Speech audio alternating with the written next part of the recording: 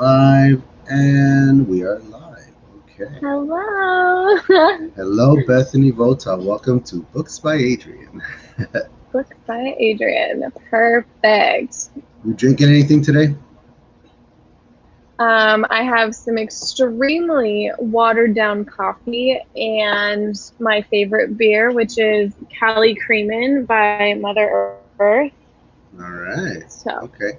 I was a there we little put go. off by the watered down coffee, but it It looks like used to you're. have ice in it and it's melted Ah, in this insane heat. Yeah, not my choice. yeah, that's right. You're in where now? Oklahoma? Yeah, for about 3 months. So it's hot there, huh? Yeah, we'll make it work. And you moved there from where? Southern California. Okay, so you're used to just like perfect weather all the time. You got Yeah, I'm spoiled. also used to like having a pool nearby and a beach. Yeah. Yeah, I'm in Florida, but I'm in Gainesville, so I'm far north in Florida and far inland. I'm in the very like center of the state. So I'm far Uh, from any beaches. I'm in a swamp. It's always muggy. There's bugs. I hate it here. It's the worst. I want mountains and lakes and streams if that's what I want, but anyway, we make do. one day. Yeah, exactly. I'm trying to get. I was gonna take the family on vacation in Colorado this year and pray that my wife would fall in love with it. But then COVID happened, so messed Yeah, the this year's plans. been a little rough. Yeah, but it's already September, so we're almost done. We I just have to know. It's survive weird. for like 3 more So months. weird. What are your goals for September? What are you hoping to get done? Oh boy! So for September, I have to do Orla's project, which I still have no idea what I'm going to do. The 5 minutes theme is throwing me off. So I have to get that done. And I want to get as much done of the short story as possible so that when Kent finally announces the next contest, I can already have a jump on it. Nice. Ginny's in the chat. Hello, Ginny. It didn't take long She, for you to show up. She's always here. How does she do she's this? I don't know. I don't know. You She's plan so ahead good. and let your audience know when you're gonna go live. Well, I mean, I try anyway. Right on. Welcome, Ginny. So glad to see you as always. So yeah, so just trying to get all that stuff done by the end of September, and that's besides the actual word count goals for the novel. So a lot of writing, but that's what we're here for. Ginny, I try to be here. She's the best. Yeah. And then for that Is same, Adrian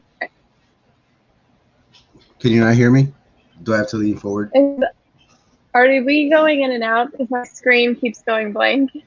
Oh no, I think it might just I be can on hear your end. you. It's just I sometimes you go Yeah, you're frozen on my screen, so I think it might be and it you. looks like I think you might be back or struggling to come back. You're coming back. And there she goes. Oh no. Okay. Well, Uh, I was watching Bethany's live stream on Friday, and she was having a little internet issue. So this might be what's going on today. Orla, hello, hello, Ginny and Orla. Welcome. Excuse me for burping. I apologize. I just woke up and this is my first cup of coffee of the day. Here she comes. yeah, I Hey, don't know you're back. but we're Oh no. here. Yeah, your feed is definitely like stuttering a bit and whatnot. So um, Yeah. We're working on that's getting all right. better internet, so hopefully next time we do Well, I'm this it can be better. I'm hoping it's not me because I hear thunder outside. So I wonder if maybe there's a storm brewing and it's interfering. But I don't know. My feed seems okay as far as I can tell, but I don't know about this stuff. Trying to figure it out. Same. So how about you? What are your goals for September? I need to implement beta feedback in my novella, so that's my #1 goal, is to rewrite Tracker. Honestly, I need to rewrite like half of it, and then do Orla's audiobook thing. I think I have an idea for a 5-minute story. I've written 2. I kind of need to tweak both of them and see which one I like better, because I'm hoping to do something kind of fun for like the audio part. Like, obviously I'm going to be reading it, but I have like a fun visual part, and I want to see which one might fit better. So we'll see. For those of you that don't know, check out Orla's channel. She's doing a flash fiction playlist anthology type thing, which is super fun because I love flash fiction. Absolutely, yeah. And when this goes up for the replay, I'll put her information down below in the what's it called, the description, so that you guys can get to her channel easier. It's Orla Hart. She's in the chat right now. Yeah, not only I'm in the same place, because not only do I need to write the thing, which I still don't have an idea for, but then I have to create the video for it. And knowing me, I'm probably gonna try to like animate it like I did with my trailer. So it's a project. It's gonna be fun. Your trailer was super cool. What did you use to make your trailer? Oh man, that thing took forever. I would get free use images from different, like copyright free websites. Then I have an app on my phone that'll convert that image into like a cartoon looking drawing thing, like what we see on my Instagram. And then I have a different app that normally takes your pictures and turns them into like 3D animations. But when you do that to a 2D image like that drawing, like it just makes it look all kind of like psychedelic and weird like that. So that's what I use. And then I edit it together as an actual video. It took a very long time. It's very tedious work. Nice. But it's fun. Yeah. It's fun. And the biggest challenge is that just some images just don't work. You know what I mean? Like I'll transform them into the drawing, and they just won't pop. They don't look right. They still look too much like a photo and not enough like a drawing. And so it's a lot of trial and error to like find the right look for everything. Gotcha. Cool. All right. Yeah. So we got Ginny and Orla. Let's see who else starts showing up around here. And guys in the chat, feel free to throw out questions or whatnot. I'll throw them up on the screen. We'll answer them as we go. Miss Bethany, I have a funny feeling that folks that show up today are mostly going to be from your channel. But regardless, like let's assume that there's some folks that are going to come on here from my channel that don't know you. People really like your content. Oh, I appreciate you saying so. I do. I do have a whopping 53 subscribers, which I'm very proud of. They're just not always here for the live shows. But it's hard with the time zones too. Yeah, that's the most confusing part. That's why I always write out the word Eastern, just so like there's no confusion. Like I really try to, like, every once in a while I'll see somebody post up a time and they won't specify like where they're from, and I'm just like, oh boy, like that could mean anything. Yeah, it could be anywhere. You could be in Australia for all I know. Yeah, I know a lot of my Australian friends. I constantly miss their lives just because of. So I always like go back and watch them through and comment on them, but I'm like, it's just not the same. Yeah, and you feel bad because you missed it, but you're just like, I thought it was at this time.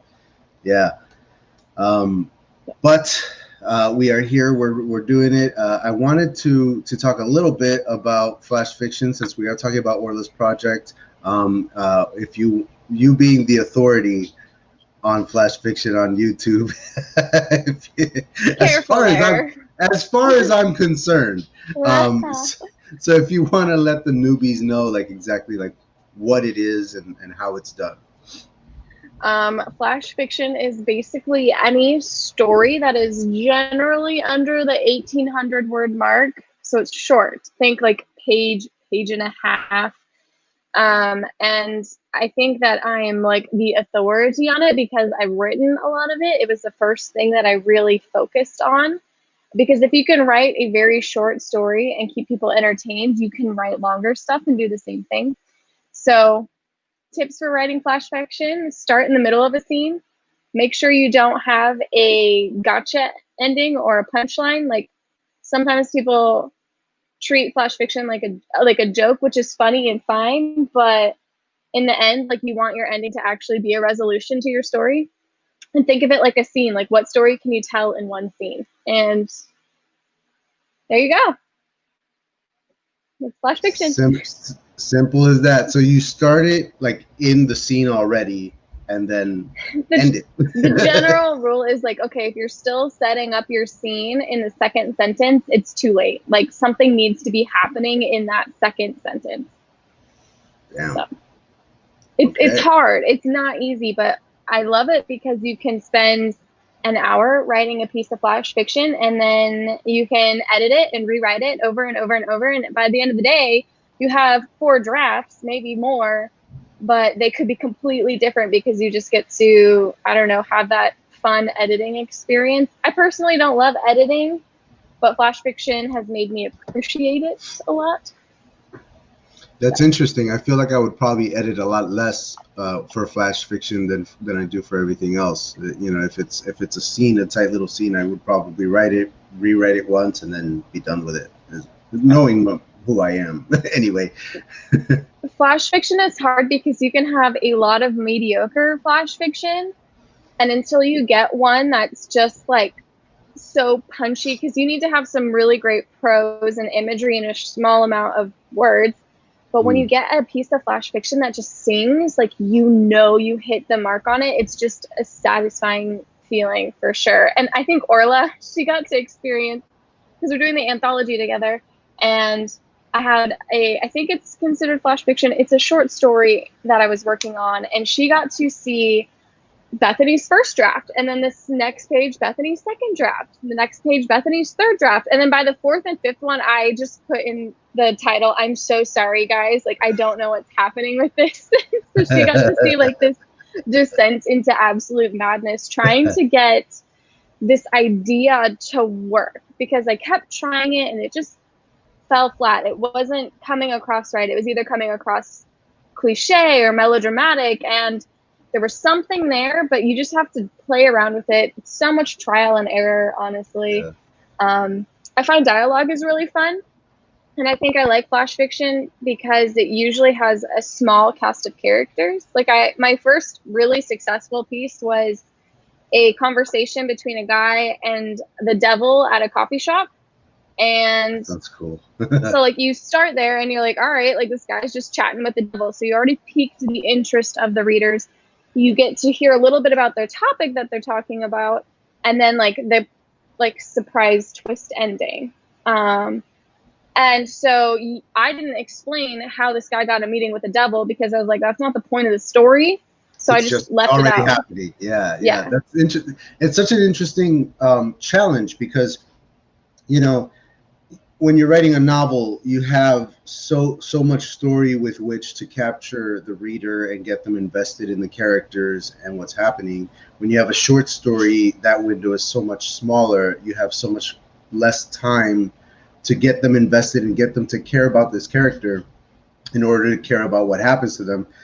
So flash fiction, which again, I've never done before, this project that Orla's kicking off is going to be my first foray into it. And that's the big challenge in my head, is how do I get people to care about a character they've never heard of before in a page and a half, like in less than 1,000 words. Like, that's an incredible challenge for me. So it just sounds like it has to get right to the point. It has to be impactful from the get-go, and then just not let you go for that whole like 5 minutes or whatever it is that we're going to be reading it. It's quite a challenge.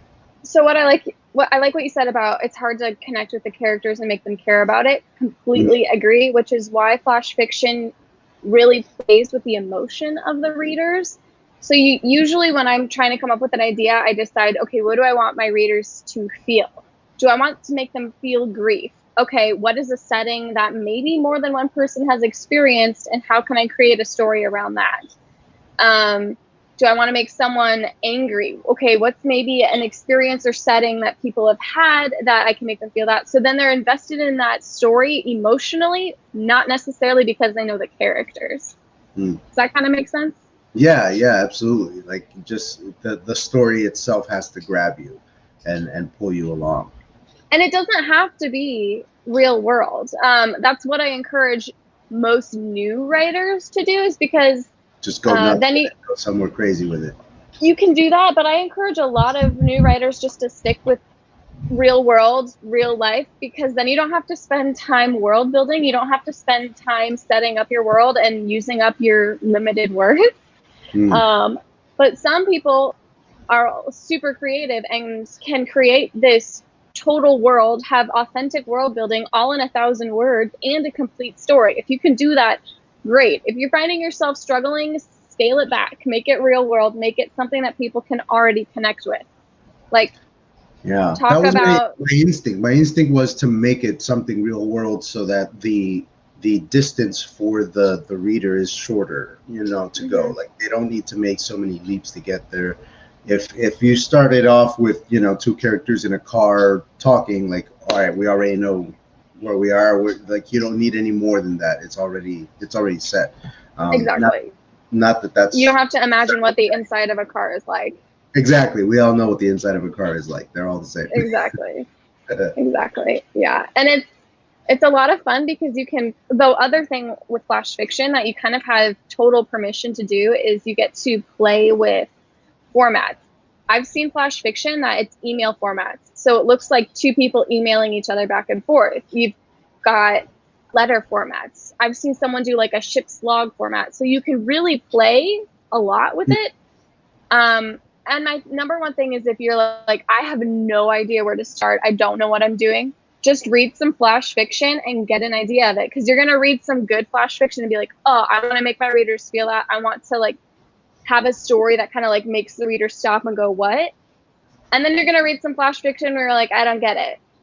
And so it can help you kind of see what works and what doesn't. That's fascinating. The different formats is really interesting. Like, you could, I guess, even do like two characters just text messaging each other back and forth, and just have that be the whole thing. And then that would make the mystery of the setting even more interesting, sort of, you know, like you only have the text messages to go by and nothing else. That would be kind of interesting. Yeah. Yeah, there's a lot of freedom in it. But one thing that I think newer writers struggle with, and this is probably why I really like using flash fiction as a practice, as like a lifting weights for writers, is because flash fiction needs to have super strong voice. You need to have a voice that is a key component in the story. So like, I use the example of, okay, so you got a guy walking down the halls of the hospital to visit his dying mother. You would expect him to be mournful, sad, sorrowful. But if our main character has a voice that's peppy and happy and almost excited, that really makes the reader go, wait, what? And that juxtaposition is another aspect that pulls the reader in. They want to know what's going on. And then beyond that, just having beautiful imagery and prose elevates the writing so much. I love that stuff. So like, that part comes easier to me, but just having a consistent voice and practicing, like, if you're gonna tell a story from an 8-year-old's perspective, your voice, if you're doing first person, even third person, kind of needs to reflect that childlike innocence. If you're talking like an old woman, your voice needs to change. And so you can have such a wide variety of characters that you're working with within a week. If you're doing a different piece of flash fiction every day, it just forces you to get better at voice. And that's what really helped me. So it was just like the biggest lesson. I don't know. I love flash fiction. I can tell. That's awesome, man. The voice is so, and not just your voice as a writer, but the character's voice. I feel both are very, very important. You know, I always try, as one should, to have a unique voice for each character, so that ideally you never even have to explain who is speaking, that the reader should be able to tell just by the way that the character is speaking who is speaking. But the weird thing about that is that as much as I love writing dialogue and giving them a voice, I always feel like dialogue is the cherry on top of the story. The story needs to be solid so that the dialogue can then like carry, you know, hold it up, so to speak, and sing, as you say. You know what I mean? When I'm talking about voice, I'm talking about dialogue a little bit, but what I'm mostly talking about is the way the narrator conveys the story. Are they cynical? Are they idyllic? How do they view the world, and how does that shape their story? And that really is a fun thing to play with, because you can't just say, oh, they drove down the street to their familiar home. Talk about what they see when they drive down the street. Are they full of nostalgia and happy memories? Are they cynical? That totally sets up how the character's feeling without having to say they're not happy to be back or they're happy to be back. Exactly. Yeah. Exactly. It's a lot of fun. It's just a lot of practice and tweaking to make it. I'm excited to dive into it and give it a shot. Like, you know, like I said, I've never done it before, but as soon as Orla put the idea out on Instagram, you know, challenge accepted. I was in right away, because that's so terrifying to me. As I said before, such a small amount of time to get the reader invested. Like that's such a interesting challenge for a writer. And like you say, it's like going to the gym, right? It's like this incredible tight workout for your writing. If you can make this work, then if you can make the micro work, then you can make the macro work, so to speak. You know, you can extrapolate all those lessons into your bigger writing. Mm-hmm. A lot of my flash fiction is garbage. A lot of it, I was like, well, that didn't work. So I know like what my strengths are, what my weaknesses are. And a fair bit of flash fiction, I was like, hey, this is okay, but it'll be a lot better if I give it a full short story. It's also a great way to just flesh out ideas and see if you want to stick with it for a short story. Yeah, especially with it being so short. If it doesn't work, you didn't even waste that much time on it, and you can move on to a new version or whatnot. Like and like you said, like maybe it'll tell it, the story will tell you this will work better as a short story, this will work better as a this or as a that.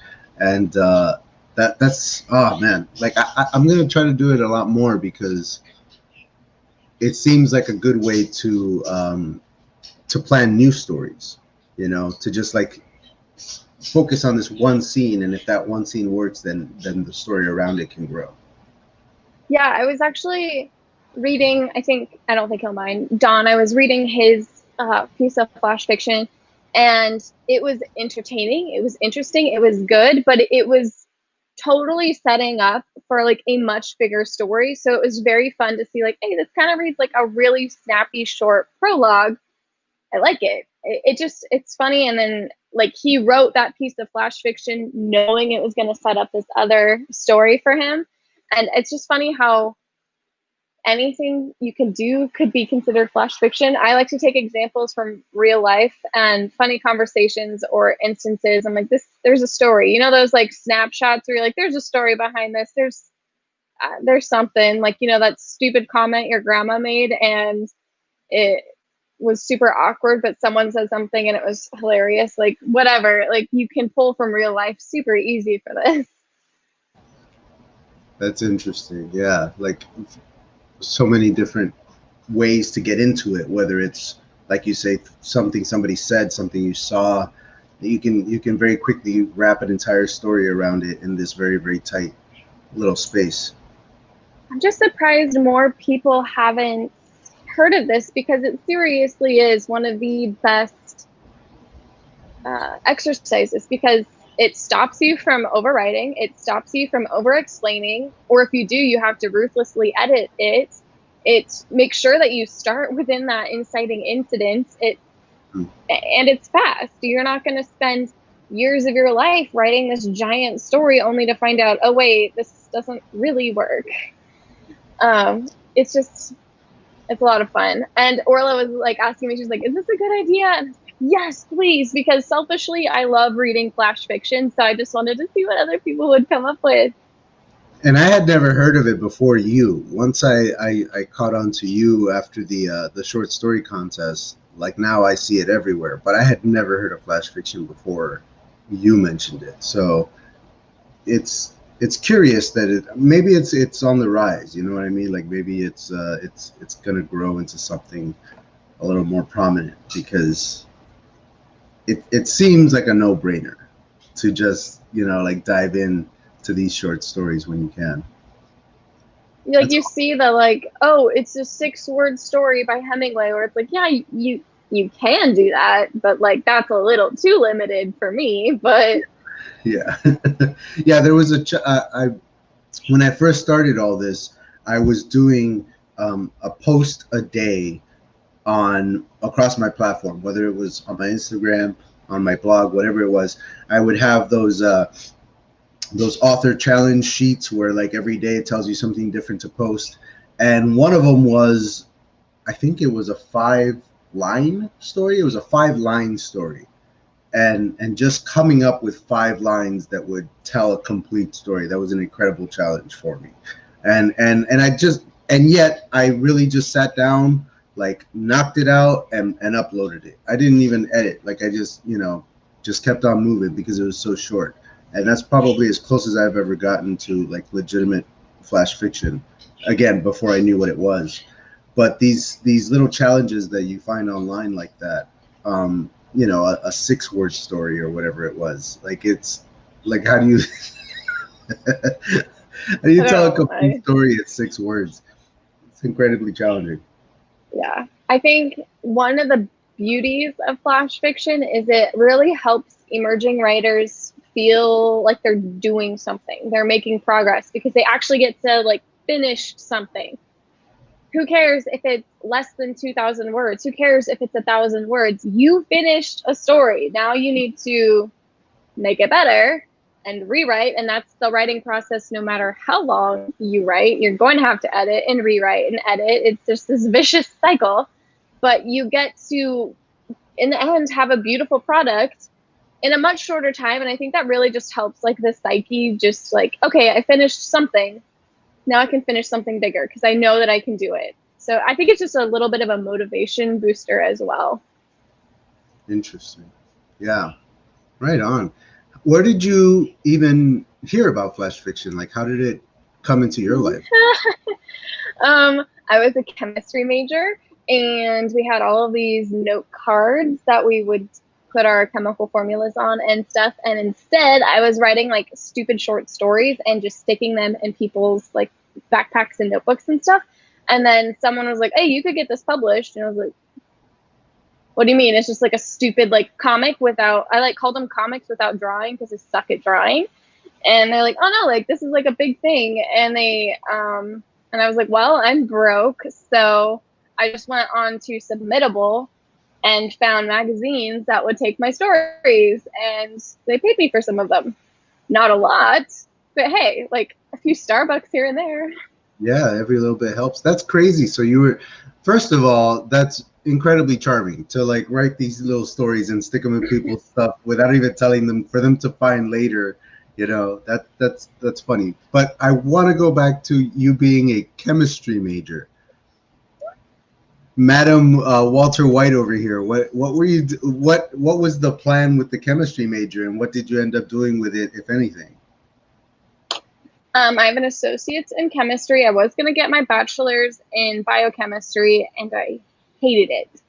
I just didn't like working in a lab. I was like, I don't like this. And so I had so many high credits that I was able to just transfer last semester and get a degree in education. So then I taught science for a little bit, and then I started editing academic papers, and here I am. And I never stopped writing. I was writing the whole time. I wrote 3 full-length novels. None of them will see the light of day because I didn't know what I was doing, but they were great practice. You could fix them. You could go back and fix them up. I love the idea. I don't love how I executed it. So like they're going to see something just in a different way than I decided to go. Their current form will never see the light of day. Yes, yes. That's interesting. So even though you were writing the whole time, you were going to school for chemistry, and you didn't actually like the lab. What got you into the lab in the first place if you didn't like it? I'm so confused. I don't know. It was always okay, so I'm a twin sister. We're gonna get like deep into psychology for a second. I have a I'm twin learning sister. so much about you right now. What?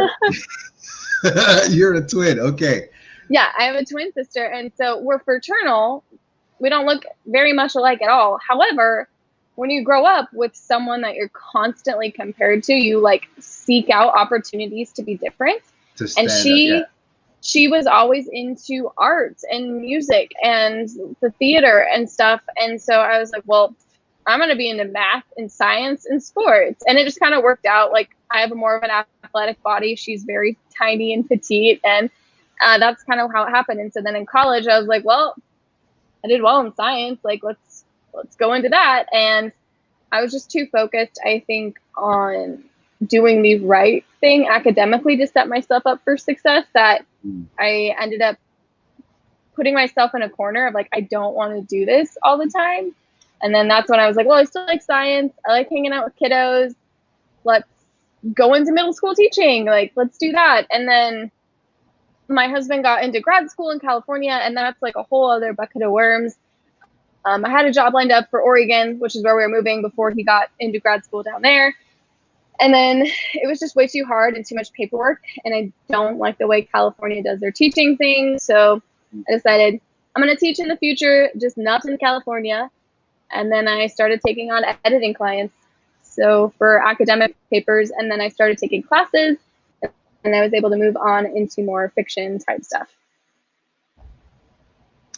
That's a pretty crazy journey. A lot of left turns.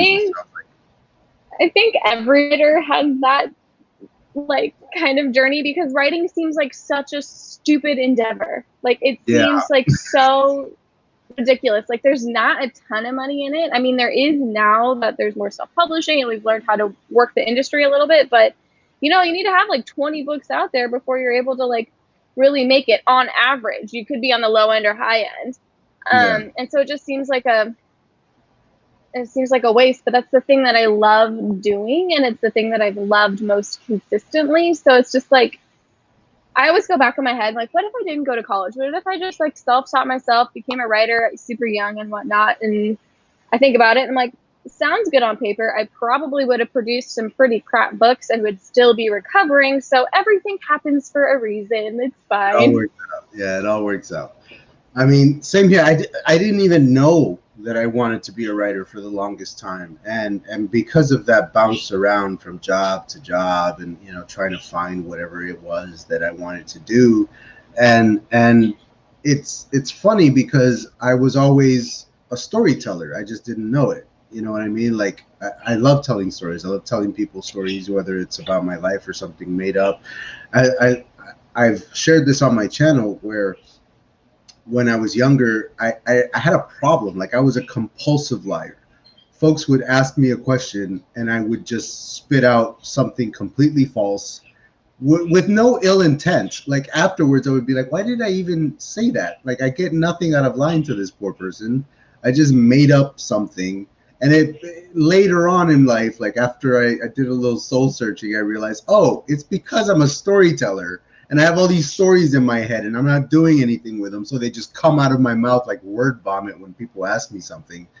And once I started writing, everything in life just started falling into place. Like, I became a better person. I became a better husband, a better father. Like, everything just sort of like evened out. And I was like, oh, so this is what I'm supposed to be doing. It's crazy. It's crazy how it's like, it's in there, it's in the back of your mind, but you might not know it, and it's scratching to get out. Like, hey, how about you write a novel? Like, I feel ya. I think, I don't know, it was me like one day being like, what do I want to tell people that I do? And like, I want to be that author that has 4 books. I want to be that author that's like, hey, like, check out my work, or hey, here's a book that I wrote. Like, I'm very proud of what I do, and it takes a while because I take it very seriously. Like, no shade to the people that write first draft, publish for KDP and Kindle Unlimited, and can make an income off of first draft books. Like, if that works for you, that's great. But I can't do that because I have these stories in my head and I need to tell them the right way, not the first draft way. Yeah. Yeah, same here. You know, I've been working on this novel for almost a year now, and I still feel like I have about a year's worth of work ahead of me before it's ready to go. And this isn't even my first attempt. I was working on a graphic novel for years with some buddies of mine, and it never got anywhere because as a writer, I didn't have the skill as a writer to pull off what we were trying to do. And no matter how many times I tried the scripts and how many rewrites, it was not working. Even though the story that we have plotted out is incredibly good, my scripts were just dog It's just crap. not there yet. It's just not there yet. And when we first got together for that project, you know, the four of us kind of made a pact, and we were like, look, we're all comic book nerds, but we all know like what the big three are, the ones that are up on the shelf in every major comic book fan's house. There's Watchmen, there's the Sandman, and there's the Dark Knight Returns. Those are the three like Bibles of graphic novels.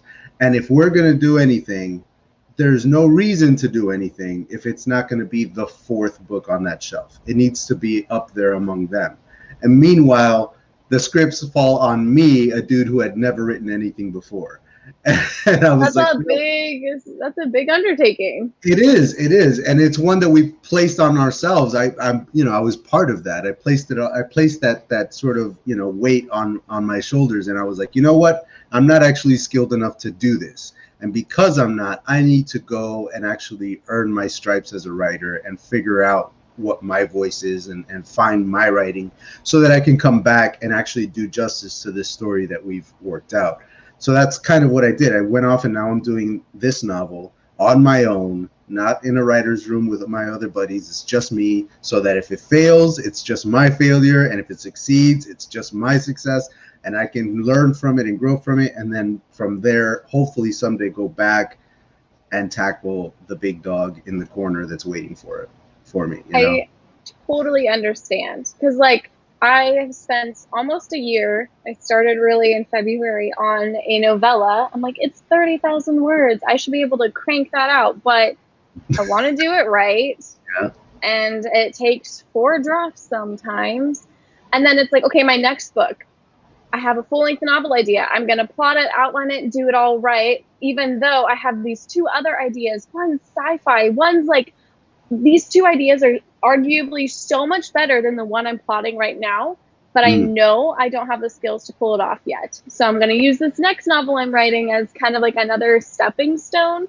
Sure. And it's just funny because it's like, okay, I started with flash fiction as like, this is what I'm going to write. And then I got the short stories and then novellas. And now I'm like, okay, I'm ready to tackle a full length. And I have my sights on these like 2 amazing ideas, but I don't want to tackle them now because I just know I'm not going to do it justice. I need a little bit more practice.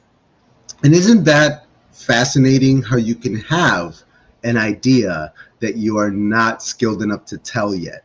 You know what I mean? You can't actually, and I know exactly what you're talking about because I was there with that graphic novel. It's this, you know, epic fantasy story that and the other thing about it is that it has to do with dreams, and one of those big 3 books that I talked about was The Sandman, which is about dreams. And so if you're going to do that, if you're going to tackle a topic that one of the big 3 has already tackled, it needs to be diametrically opposed to what they did. It has to be completely different and yet be just as good. And so like you say, I know that I'm not going to do it justice yet. It's just, I'm not ready to tell the story that I thought of yet. No, it's so true though. Cause it's like, well, like write the book that you want to write. And it's like, I want to, I just don't think I can yet. And then that allows me some time to, I call it like a simmering. Like when we have like a stove, I'm like, okay, one thing is on like high heat. That's my project. This is tracker. One is like on medium heat. This is the outline. I'm gearing up for a full book. And then 2 are on the back, just like simmering. Just let it just let it rest and slowly Yeah. build. And I think it was a quote by Hemingway where it was like, when he cannot hold an idea anymore in, then he knows he's ready to write it. But he just doesn't chase ideas. He like holds it in until he's gonna burst. And so I was like, okay, like Hemingway had this philosophy, and it's probably because he was waiting for the idea to be fleshed out better, not because he wasn't a good writer. But it's the same concept of, all right, like I know I'll know when I'm ready to write it. Like I know I'm ready to write this next novel. I've been thinking about it for a long time. It's been simmering for a while. I chose to write Tracker before it because I didn't think I was ready. And now here I am like, next stepping stone, we're doing this. Yeah. But I'm also like, I want to write this really fun idea that's like probably 2 years out, but I really want to write it, but I'll wait. But I really want to write it. When you can no longer wait, that's when it's time. Yeah. Yeah. I like that. I like that. Yeah, because it does get that way where like a story will slowly develop in your head. I mean, for example, one of the characters in the prologue that you read, Faye, is a character that has been like rattling around in my brain for literally years. She has been developing, and she's not even the main protagonist of the story, you know? She's one of them, but she's not the one. And yet she's the one that I've developed the most in my head. She like, and then when I could not hold her in anymore, she just spilled out onto the page, and I was like, well, I guess I'm writing this story now. And I had to create a whole world around her just to like justify her existence, because she had to like come out. Like she was ready, she was cooked, you know. Ding. Yeah. It's funny how that works. That's why when people say, oh, I've got shiny new idea syndrome, I'm like, yeah, I can kind of relate. But I want to say, at least in this point in my life, I feel like I have enough self-control to allow that shiny idea a space in my brain, but nothing more. And if I can't hold it in, I have a brain dump file for it where I can just write whatever I'm thinking about it. And then that's it, move on. I don't start multiple projects at the same time. I write different projects, but they're in different stages. Like Tracker's being edited for the 4th time. I'm just starting a new project. Like we're very different. They're not going to compete with each other there. Yeah, I do the same thing. I try not to have more than one project in the same like state of being. So I've got, you know, the novel going right now. I'm approximately 30% of the way through writing that, according to my Dabble account. And then I've got the short story that I want to write for Kent's contest, which I've actually started. I have an outline for it. And then, you know, the flash fiction for Orla's project, which I have absolutely no idea what I'm going to do. And I like the tears, you know, going down. I guess I should say, though, I allow myself to write flash fiction whenever I want. It's almost like a brain break where it's like, okay, if I have to open my Tracker document one more time today, I'm going to have a fit. I'll write whatever I want. It's just flash fiction, and I can't get carried away. Like it's, or maybe a short story, but it allows you to have that, like, chase that shiny new idea, but for an afternoon, not months. Yeah. Yeah. It is going to feel pretty interesting to do both of these, you know, little side projects and actually finish something and write the end at the end, because I haven't been able to do that yet. It's gonna be so weird. I'm not gonna know what to do with that. And it's odd because even with the novel that I'm writing, and it is a full complete story, it does end, but it's still book 1 of 3. So I'm not actually gonna write the end at the end of it. So it's kind of weird. Move on from it. You just add to it. I'm just gonna start another book in the same universe right afterwards, and I'm just like, I don't know if I'm gonna have that the end moment for like the next maybe 10 years until this trilogy's done. So it's gonna be nice to have little ones along the way, you know? Yeah, little wins, little the ends. Yeah, little the ends. Yeah, and this is you know, hopefully gonna kick off a series of short stories and flash fiction that I can put up on the Patreon, on the blog, and hopefully, you know, have a lot more of my writing getting out there while everyone is waiting for the novel, you know. Yeah, you should plug your Patreon right now. I almost called it your ADRIAN. That was weird. I wish it was called that. That would be perfect. Yes. So thank you for that. You're very good at this. The Nice little Patreon. segue. Nice. It was very nice. The Patreon is live. If you go to patreon.com/booksbyadrian, all one word, no spaces. You can also just go to booksbyadrian.com and there's a link right at the top. There's a button. The Patreon has a lot of really cool stuff. It's got sample chapters from the novel. Depending on which tier you go into, you can unlock up to 5 chapters. The prologue is a free chapter that's already up on the website, so that hopefully it'll entice folks to go over to the Patreon. You get discounts in the store for being a Patreon member. There's a book club. We're going to be reading a book in October and doing all kinds of cool book club stuff in the Patreon with that. There's going to be watch parties. There's going to be exclusive videos that are only for the Patreon. There's going to be an exclusive podcast. Lots and lots of work to distract me and take me away from writing my novel, but hopefully get folks excited for it. And the lowest tier is only $3 a month. So if you can afford to give up 1 cup of coffee per month, please come over and join in and have some fun. We have 3 people in there right now, not counting myself, so 4. So we're already moving. 5. Yeah, so hopefully that will grow nice and organically.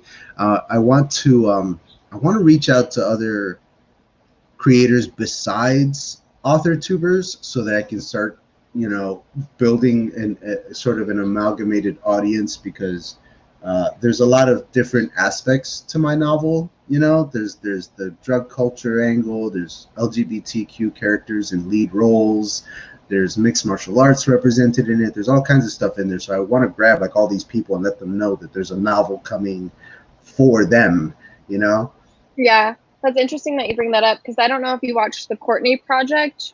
She's got a decent following on here, but she writes full time. She and her co-writer have this wildly successful romance brand. They write under one pen name together. And she's like, oh, I do YouTube just for fun, because most of her readers are not on YouTube and Authortube. So It's funny that you mentioned that, because she's like, I do it to connect with other authors and budding writers, but most of her readers are on other platforms. So it's funny that you mentioned that you need to like seek out your readers. Yeah, I'm trying to, because, these little communities that I'm mentioning, of course there are books that are tailored to them already, but it's kind of hard to like let them know that there's another one there's another one coming, that like if you enjoy this particular thing, there's a novel coming intentionally written to appeal to you. Like I kind of want to sound the alarm to them so that they'll start getting excited for it, because the Authortube community, I'm sorry, what was her name? I already forgot. Her name, she goes by the Courtney Project, but her pen name is Lyra Parrish and Kennedy Fox. But yeah, Courtney Project. So what she's saying is really interesting, where like she uses the Authortube to connect to other authors and other writers, and that's really what I'm finding as well, is that Authortube is more for the authors than it is for the readers necessarily. It's for all of us to kind of find each other and help each other and collaborate. And by the way, I have never met a more supportive group of people than Authortubers. I mean, I haven't found a bad one in the bunch yet. It's incredible. And the internet can be such a sour place with so many, negative Nellies out there. It's very interesting that like everybody on Authortube is like, yeah, man, like we just want you to succeed. How can I help you improve your writing?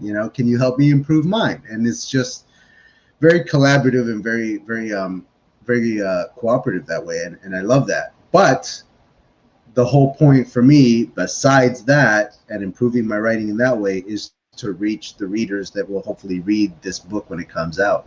I've said before that the whole point of this project for me is that I'm trying to do the impossible, which is to put out my first novel and have it sell well enough that I can literally quit my day job and just do this full time and just start working on the next one. You know what I mean? And the only way to do that is to build this audience to a point where I can literally live off of it. Yeah. And you know, being self-published, the challenge, it's Everest. It's a huge challenge. But if I'm not shooting for that, then what am I doing? You know what I mean? Like, what's the point? Like, I'm trying to get out of working in hospitality. I'm so sick and tired of working overnight and sleeping in during the day and missing out on my kids and all this. Like, it's just, yeah, I'm just trying to make it as successful as possible right out the bat. Yeah, self-publishing is hard because you have to market yourself. You have to be your own business, but also that's kind of where the money is at. It's this fine balance. And I love what Orla said, where it's like, finding an audience is hard. There's so many platforms where readers exist and time is finite. Like, yeah. And I don't want to spend my time marketing. I want to spend my time writing. And my goal is in the next few months, because we're a single income household. My husband is in grad school. He is working full time as a PT, just not getting paid for it. Give us 6 months and we'll have that income. But my goal is to like scale back and write a lot more. And I'm lucky because I have a spouse where I can do that. And a lot of people don't. And it's just hard to like not do that whole comparison game of like, there are full-time, like I look at Courtney at the Courtney Project, and I'm like, that's just, I'm so jealous. She gets to write full-time. She's got a co-author. They're like pushing out books like left and right. But I forget she spent decades working towards that. Like, she worked full-time in corporate America and wrote at night, and she worked hard for that. So it's just like, okay, I gotta pay my dues, get enough books out there. My time will come. My time will come. But I want it now because I have so many books. Yeah, it definitely sounds like you already have a little arsenal that you can start working on putting out there. You know, I'm still working on this first book to be, you know, the launch of everything. But I mean, like you mentioned, you have what, 2 novels that you don't think are going to see the light of day. But I wonder if you were to put a little editing into that, if they would, and you'd have 2 novels ready to go. You know, that's maybe. My goal next year is I'm going to publish Tracker. It's going to happen. And then I have a short story collection that I'm hoping to put out there soon after. So nice. Let me see. I'm just trying to reply to the chat real quick. Yeah, I know. I'm now curious. I want to do more research of where can I find my readers. The other half of it is like, what genre do I write in? I write in like an eclectic mix, not like fantasy or sci-fi, even though I want to one day. But right now it's like adventure, crime. Yeah. I don't know. It's hard. Mine is a bit of a genre bender, and I know that that's kind of risky, but that's what I like reading. Some of my favorite stories, whether it's a novel or a TV show or a movie or whatever, some of my favorite stories do not stick to a single genre. They kind of, you know, they're a little hodgepodge of all kinds of stuff. So, you know, I've got a murder mystery going, but it's in a sci-fi fantasy world. There's, you know, there's technology, but there's magic, and like I'm just trying to kind of create my own world where all these things are kind of happening at the same time and mixing together. And I mean, I feel like that's the story that I like to read, so that's the story that I'm going to like to write. You know what I mean? Yeah. And I think that's great because you're going to pull in a ton of different readers. It's just a matter of like, where do I find the readers? Because they're not all hanging out on YouTube. Do I need to make more BookTube content? Do I need to, I don't know, market on Facebook? Please don't make me market on Facebook. I see. That's the thing. Like I have a Facebook page for Books by Adrian, but right now it basically just auto you know, post stuff that I post on my Instagram. You know what I mean? And the same thing for my Twitter, because those are just 2 platforms that I don't necessarily get. I've been on Facebook since Facebook started, basically, and so like I appreciate it and use it for what it's meant to, with being connected with friends and family and all that. But as a platform to like run a business from, I have no clue how to kind of, you know, make that happen and transfer that. So I feel like I want to put more effort into figuring it out, but I also wonder if it's even worth it. Like I have so much other stuff going on. Like right now, I just let the auto post stuff go through there, you know.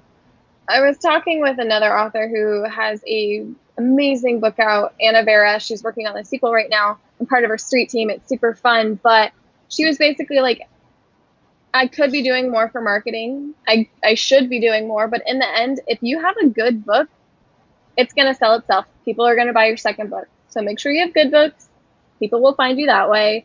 And then the rest is just extra. So I have to remind myself, like, I can't keep marketing myself if I have crap books. Exactly. It's just First hard and foremost, not to. you have to write something good.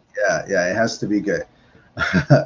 Orla says, same for her about Facebook, but Facebook groups are gold, just saying. And that's something that a buddy of mine has been pushing on me, to step away from the Facebook page and go into the Facebook group. And apparently, like, he runs a whole business just through a Facebook group. And I find that interesting. I might have to look into that and see what the difference is. I don't even know what the difference is between the group and the page. So weird. True. I need to come out. I need to find some more Facebook groups. I'm in a few, and they're nice. I don't participate a ton in them, but I probably should. Yeah, like this particular friend, he like I said, he runs a business with Facebook groups, so like he does it for other people too, and he's constantly sending me invites to these new Facebook groups, and I'm just like, I don't even have any interest in joining a Facebook group. It's not on my radar. So like I wonder like how much of an audience you could really grab through that. I might have to look into it, because right now it's so foreign to me. Yeah. Same with Twitter. Twitter's just a hurricane. I can't make heads or tails of that place. And when it first started up, again, I was on Twitter when it first started. And it made complete sense. You know, people were fighting revolutions in other countries using Twitter and stuff like that, because it's so easy to communicate with people. But now I look at my feed, I'm following maybe 5 people, and yet I've got hundreds and hundreds of people's feeds showing up in mine, and I don't understand like how it's all there. Where's it coming from? Why am I seeing things that I'm not following? Like, what is this place? Why is it such a mess? It's hard. I like what Ginny said of like her Facebook is for personal friends and family. Same. I have a Facebook page for the author side of me, but I've been contemplating like creating a new Facebook profile just for authors so I can go into all of those groups, but we'll see. Yeah. That seems like another wild thing to take on. Yeah, it's kind of it's a little overwhelming, all the different platforms that you can use right now. I mean, and I'm trying to create a presence across as many of them as possible, you know, but it's just so challenging to run them all and still make time for your writing, you know. And still a buddy of mine was explaining to me this marketing sort of technique that he read about, where you find your core product that you consider, you know, your main attraction. So for us, for example, it might be our YouTube channel, for example. If we're trying to draw all eyes to our YouTube channel, so you create a video for your YouTube channel, and then what you do is you chop it up into pieces and use those pieces across the rest of your platforms. Put a piece of it on Instagram, put a piece of it on Facebook, put a piece of it on Twitter, and yet all of them leading people back to the YouTube channel if they want to see the full product, the full video. And in that way sort of build the community up naturally. So I'm going to try to start doing that a little more, try to start, you know, taking little chunks. I already started on Instagram with the Patreon video. I took like a piece out of it and put it on the Instagram, and then if you want to see the full video, you got to go to the YouTube channel, and hopefully, you know, kind of guide people that way. It's frustrating though, because Instagram in particular is where my biggest audience is, and yet I can't post links or anything like that. You know, it's really annoying how like you have one link in your bio and that's it. Like you can't post. You need to get Linktree. That's what I have. It's completely free, but it's one link you put in your Instagram. When someone hits it, it brings up all of your links, and they just have to push which one they want. Mm. I might have to Totally do that. free. And so I've got like my YouTube, my website. They could do that with my website alone. Like if they just click on the link to my website on my bio, the website has all the links right across the top. It would be exactly the same, but nobody wants to go to your website when you're advertising a YouTube channel. It's weird. I'm like, you can still get to it. It's one extra click away. You can still get there. You gotta do everything so your audience will be happy. You gotta like hold their hand the whole way through. But I'm kind of the same way. Give me convenience. Let me see here. You can join groups as your page. I see. Gotcha. Interesting. Yeah, I didn't know that, so I don't have to make another author account. Cool. So I'm gonna have to look into that. My friend, he wanted to have like a whole meeting with me about the Facebook group thing. He feels very strongly about it. Maybe you could have him on for a live, and that could be some good content. People would probably want to hear more about that. Me, for sure. Well, you're kind of a genius. That's a really good point. I might have to write that down and get with him and make that happen. Let me see here. Let's get Smoot. His last name is Smoot. Yeah. Smoot. It's delightful, and I feel bad for him at the same time. So, Bethany, I know that your time with us is a little limited today. We've been on here for about an hour. Was there anything that you wanted to plug before we wrap this up? With your website, a project you got coming out, whatever it is, the floor is yours. Let us know what's up. Thanks. Follow me on Instagram or YouTube at Bethany Votaw. I talk about where I'm at with projects. I have a novella coming out next year. I don't have a release date yet. It's kind of depending on my editor, but yeah, that's exciting. Yeah. I just talk about, my writing journey and how I do it and what's going on, and it's all good. It's going to get better. I decided to try and film better. We'll see what happens. Right on. I love it. That sounds cool. I'm excited about the book coming out next year, the novella. Can you tell us anything about it? Any kind of enticing nuggets? Practice my elevator pitch. Exactly, yeah. A detective is desperate to track this person across the mountains of Montana. He enlists the help of a hermit. They both have a connection in their past, and are they going to catch this guy? Is their past going to hold them back? How is this going to happen? I need to work on that, but that's what I got so far. Well, I'm already sold, because that sounds really cool. Because it's like this, it's I don't want to say a road trip, because they're not necessarily on the road, but it's kind of like this, like this, what's it called? This Lord of the Rings-esque journey through the wilderness. You've got helicopters, you've got rafting trips, you've got snow, you've got kayaking. I love it. All the things that I love, and you've got mystery, and you've got mystery, action, all the things you would want. Sounds awesome. Bethany, thank you so much for being here. This was a lot of fun.